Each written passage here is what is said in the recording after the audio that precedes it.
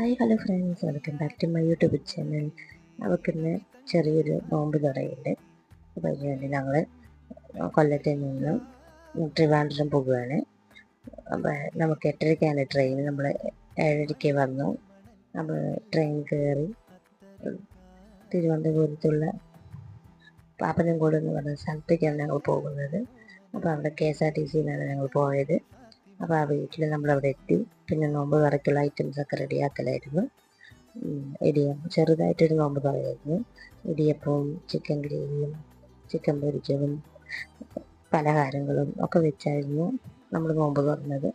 അപ്പോൾ നോമ്പ് തുറക്കാനുള്ള ടൈമായപ്പോൾ നമ്മൾ ഫുഡെല്ലാം കൊണ്ടുവച്ച് റെഡിയാക്കിയിരുന്നു. ഫ്രൂട്ട്സൊക്കെ കൊണ്ടുവന്ന് വെച്ചു, കഞ്ഞി അതെല്ലാം കൊണ്ടുവന്ന് വെച്ചായിരുന്നു. അപ്പോൾ നോമ്പ് തുറക്കുള്ള സമയമായി. ഞങ്ങളെല്ലാവരും കൂടി നോമ്പൊക്കെ തുറന്നു. പിന്നെ നമ്മൾ 8:30-ക്കാണ് നമുക്ക് ട്രെയിന്. നമ്മൾ 7:30-ക്ക് അവിടെ നിന്ന് ഇറങ്ങി.